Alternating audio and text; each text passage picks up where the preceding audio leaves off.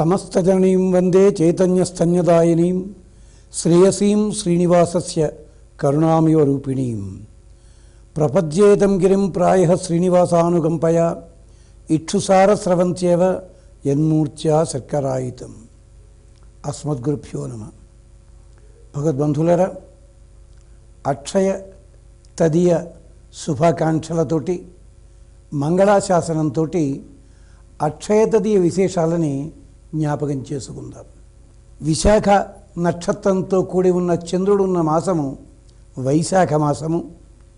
శుక్లపక్షము తృతీయ అంటే తదియ మూడవ తిథి రోహిణీ నక్షత్రంతో కూడి ఉన్నప్పుడు ఆ శుభ సందర్భాన్ని అక్షయ తదియ అని మనం చెప్పుకోవడం జరుగుతుంది. మత్స్య పురాణంలో, నిర్ణయ సింధులో, ధర్మసింధులో, ఇతర స్మృతి గ్రంథాలలో ఈ అక్షయ తృతీయ యొక్క విశేషాలు చెప్పారు. దీని ప్రత్యేకత ఏమిటి, దీనికున్న గొప్పతనం ఏమిటి, ఈ రోజుని మనం ఎలాంటి ఆరాధనలు చేయాలి, ఈ రోజుని చేసిన ఆరాధనల వల్ల కానీ, జప తపాదుల వల్ల కానీ, దానముల వల్ల కానీ, మరొక వాటి వల్ల ఏ ఏ ప్రయోజనాలు లభిస్తాయి చాలా విస్తారంగా చెప్పడం జరిగింది. ఏమిటి అక్షయ తదియ? ఇది 4 రకాల విశేషాలతో ఉన్నది. మొట్టమొదటిది, కృతయుగంలో ఉగాది ఈ రోజు నుంచే ప్రారంభమయ్యింది. అది కృతయుగం ఎందుకని అయ్యింది? కృతం సంకల్పమాత్రేణ, ప్రయత్నం ఏం చెయ్యక్కర్లేకుండా ఈ పని కావాలి అని సంకల్పిస్తే చాలుట అక్కడ పని జరిగేది. ప్రజాపతి సృష్టి ప్రారంభించింది ఈ రోజుని కృతయుగంలో ఉగాదిది. తదైక్షత బహుశ్యాం ప్రజా ఏయేతి అని మనకి వేదం చెప్తోంది. తాను సృష్టి చేయాలని సంకల్పించాట. అంటే వైశాఖ మాసంలో శుక్లపక్షంలో పాడ్యమి నాడు బ్రహ్మగారు ఆవిర్భవించారు. విధియ నాడు పరమాత్మ ఆయనకి వేదాధ్యయనం చేయించాడు. అప్పుడు ధాత యథాపూర్వం అకల్పయత్, ఇంతకుముందు సృష్టి ఎలా ఉందో అలాగే సృష్టినంతా కొనసాగించేందుకు నాంది తదియనాడు జరిగింది. అంచేత అక్షయముగా సృష్టి జరిగింది. రకరకాల జీవులు, భోగములు, భోగ పదార్థములు, భోగస్థానములు ఇవన్నీ కూడా సృష్టించాడు పరమాత్మ. అంచేత అక్షయ తదియ అన్నది కృతయుగంలో ఉగాది. ఇక తరువాత ఇదే రోజున మరో విశేషం ఏమిటి అంటే పరశురామ ఆవిర్భావము. పరశురాముడు ఆవిర్భవించిన అద్భుతమైన రోజు. మరి పరశురాముడు రాజరికాన్నంతటినీ కూడా నాశనం చేయడానికి, రాజుల వంశాలు నిర్మూలించాడంటాం కదా. ఆయన ఆవిర్భావంలో అంతరార్థం ఏమిటి అంటే యజ్ఞ ప్రసాదాన్ని ఒక తల్లి ఇంకొక కుమార్తె ఇద్దరూ వారి వారి భాగాలు స్వీకరించాలి భక్తి శ్రద్ధలతోటి. కానీ ఆ యజ్ఞ భాగాలు తారుమారైన కారణం చేత వాటి కారణముగా క్షాత్రము బ్రాహ్మ్యము రెండూ కూడిన పరశురాముడు ఆవిర్భవించాడు. పరశురామ చరిత్ర విశేషమైంది. ఆ మహానుభావుడు ఆవిర్భవించిన అద్భుతమైన తిథి అక్షయ తదియ. అంచేతనే ఆ మహానుభావుడు మహారాజులందరూ కూడా దోషాలు చేసిన వాళ్ళందరినీ దండించిన, మొత్తం భూమండలాన్నంతా కూడా కశ్యప ప్రజాపతికి దానమిచ్చాడు. అక్షయ ఫలితాన్ని అందింపజేశాడు. అందుకని అక్షయ తదియ.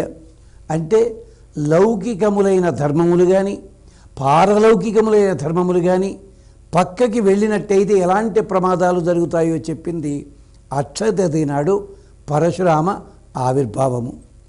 ఇక మూడవది చాలా గొప్ప విశేషము.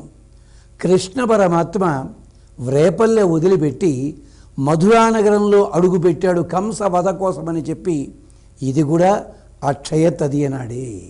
అంతేకాదు ఈ అక్షయ తదియ, రోహిణి, అలాగే శుక్లపక్షము ఈ ముహూర్తంలోనే కృష్ణ పరమాత్మకి కుబ్జ చందన చర్చ చేసింది, చందనాన్ని సమర్పించింది. చాలా అందముగా తయారు చేసిన చందనాన్ని కృష్ణ పరమాత్మకి సమర్పించింది. తన ఇంటికి కృష్ణుణ్ణి ఆహ్వానించుకుంది. కుబ్జ శరీరంలో ఉండే దోషాలు తొలగాయి. అపురూపమైన సుందరి అయ్యింది.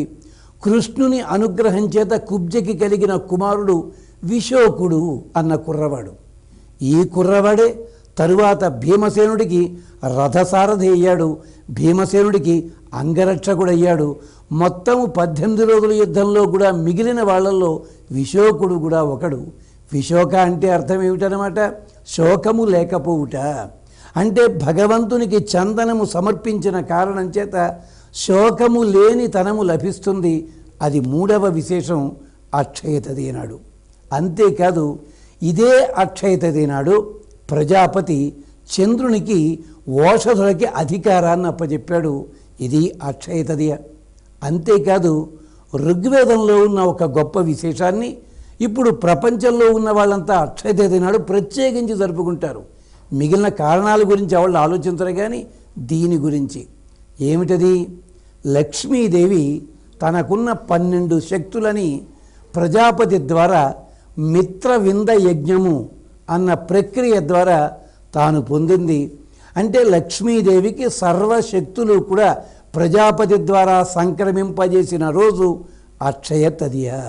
అందుకనే మనకి ఉత్తర హిందూస్థానంలో కొన్ని సంవత్సరాలుగా ఉన్న ఆచారం క్రమక్రమంగా ఒక 30, ఒక 28 సంవత్సరాల నుంచి దక్షిణాది కూడా పాకిందది. అక్షయ తది నాడు బంగారము కొనాలి, ఆ లక్ష్మీదేవిని పూజించాలి. ఈ ప్రక్రియ అంతా కూడా అక్కడి నుంచి ప్రారంభమైంది. అంటే లక్ష్మీ పూజ, కుబేర పూజ, లక్ష్మీ గణపతి ఆరాధన, కుబేర లక్ష్మీ గణపతి ఆరాధన, ఇలాగ ప్రాంతీయ ఆచారాలను బట్టి రకరకాల ఆచారాలు దీంట్లో చేరాయి. ఇది అక్షయ తది నాడు, అక్షయ తది నాడు ప్రత్యేకించి చేసే విశేషం.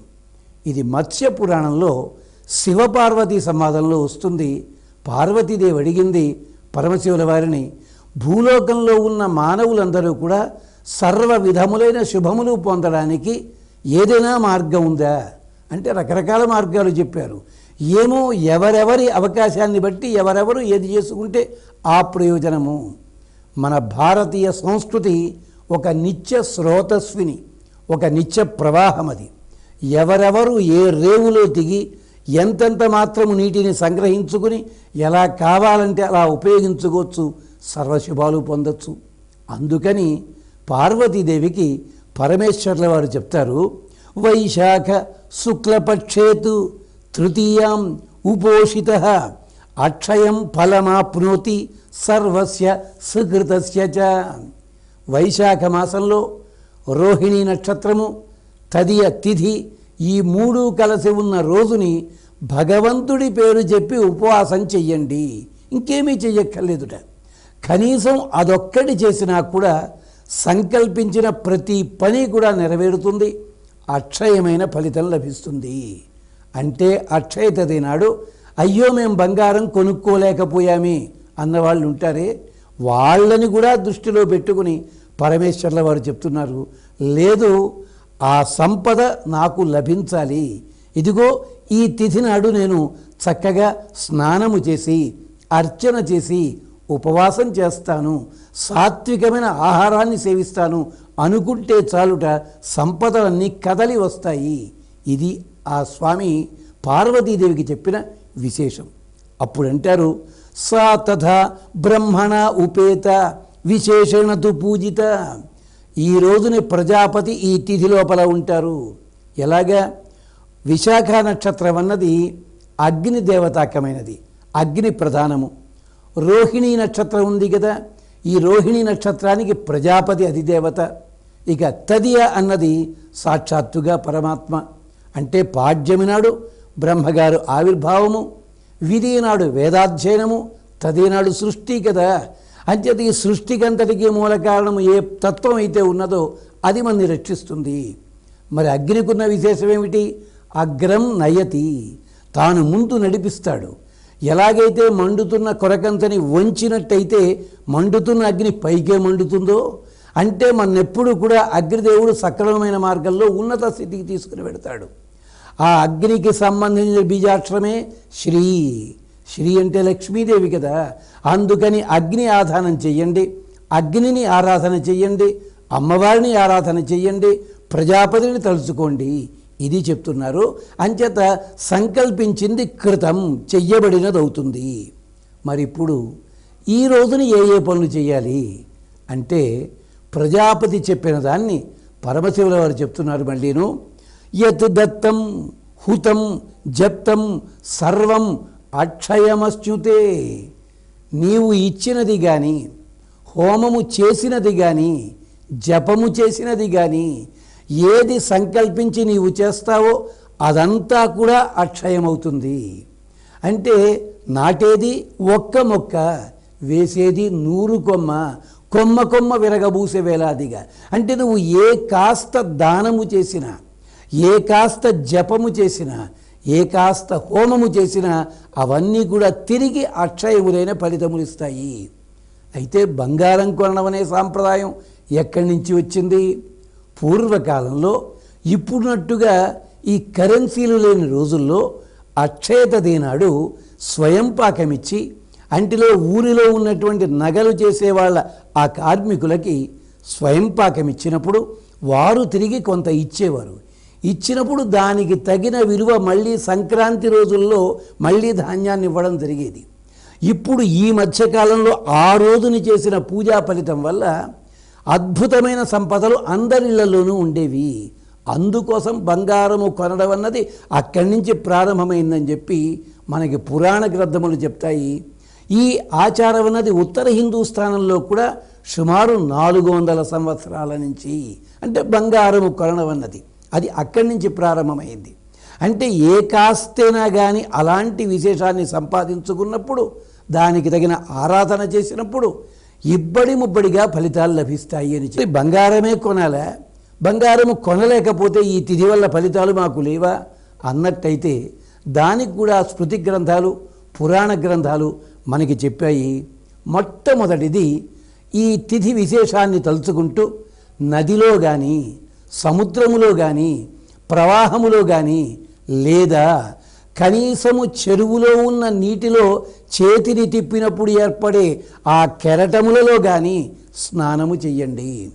స్నానము చేసేటప్పుడు పంచపల్లవాలు, లేదయ్యా పంచపల్లవాలు దొరకలేదు, ఒక తులసి దళాన్ని దాంట్లో ఉంచండి, స్నానము చెయ్యండి, శ్రద్ధగా స్నానము చెయ్యండి. ఇది మొదటిది. ఇక రెండవది, ఆ రోజు ఉపవాసం చెయ్యండి. అంటే ఉపవాసం అంటే కటిక ఉపవాసం కాదు, సాత్వికమైన ఆహారాన్ని తీసుకోండి. అంటే మరీ పుల్లనైన పదార్థాలు, మరీ కారం ఉన్నవి కాకుండా స్వాదువైనవి తీసుకోండి. ఇది రెండవది. ఇక మూడవది, లక్ష్మీ నారాయణ ఆరాధన. చాలామంది లక్ష్మీ పూజ మాత్రమే చేస్తారు, కానీ వారికి తెలియకుండానే లక్ష్మీనారాయణను ఆరాధిస్తున్నారు. ఎలాగా? లక్ష్మీదేవిని మనం ఉంచేటప్పుడు ముగ్గు వేస్తాం కదా, అది నారాయణుడు. అలాగే నారాయణుని ఆరాధన చేసేటప్పుడు ఆయన వక్షస్థలం మీద లక్ష్మీదేవి ఉంటుంది. ఇద్దరినీ కలిపి మాత్రమే సేవించాలి తప్ప ఇద్దరిలో ఒక్కరిని సేవించడానికి వీల్లేదు. ఇద్దరిలో ఒకళ్ళే కావాలనుకున్న వాళ్ళు ఇద్దరూ కూడా నాశనమయ్యారు. నాకు సీతమ్మే కావాలనుకున్న రావణాసురుడు దెబ్బతిన్నాడు.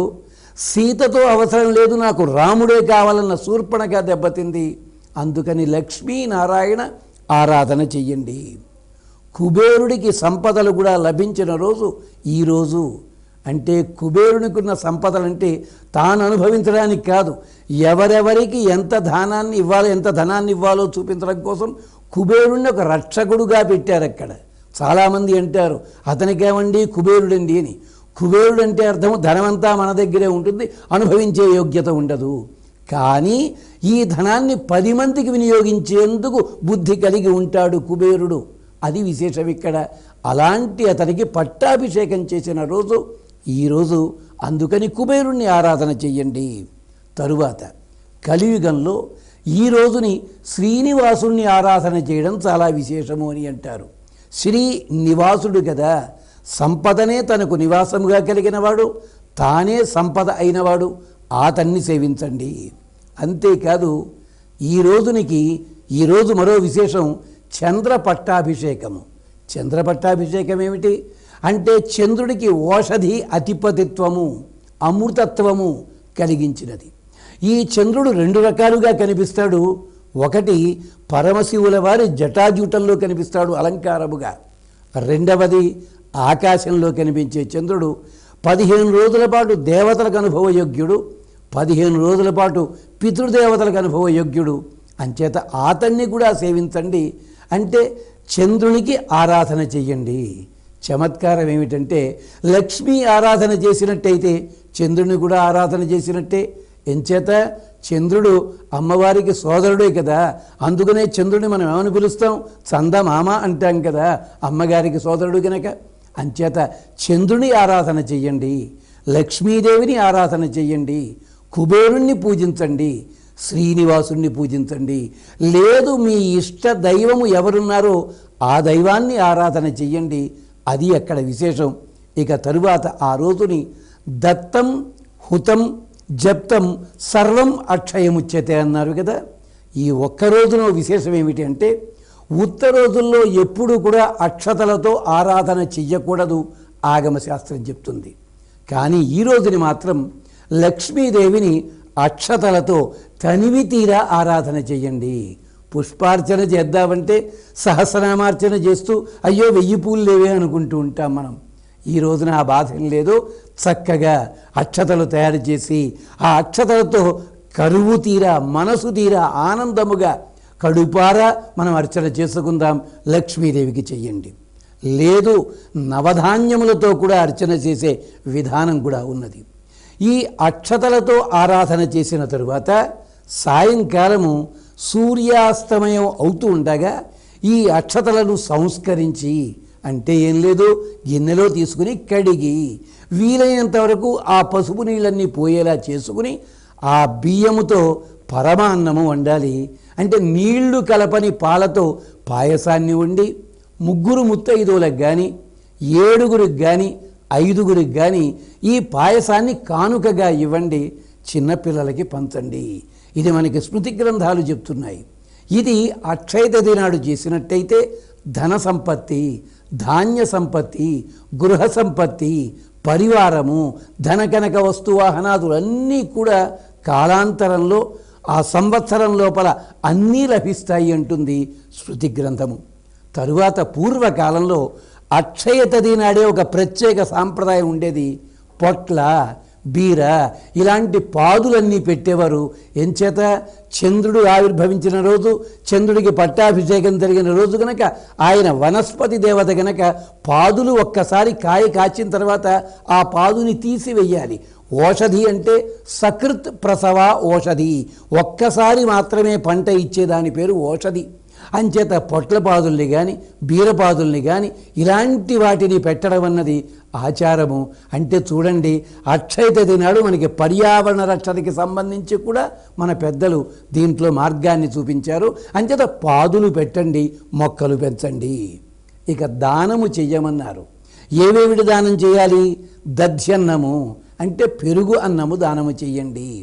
లేదు ఛత్ర, పాదుక అంటే గొడుగుల్ని కానీ పాదుకల్ని కానీ, ఉపానహ అంటే పాదుకల్లో ఇంకో రకము అవి కానీ, ఊదకుంభము ఏది లేదండి చిన్న పాత్ర తీసుకుని దాని నిండా నీళ్లు నింపి స్వచ్ఛమైన తీర్థాన్ని దాంట్లో చిటికెడు గంధాన్ని వేసి ఓ తులసి దళం వేసి దానము చెయ్యండి. ఉదకుంభ దానాదులు ఇవి చెయ్యమన్నారు. అంటే ఛత్రము పాదుకలు దేనికి? మరో విశేషం ఉంది, ఆ విశేషాన్ని కలుపుకోవాలి.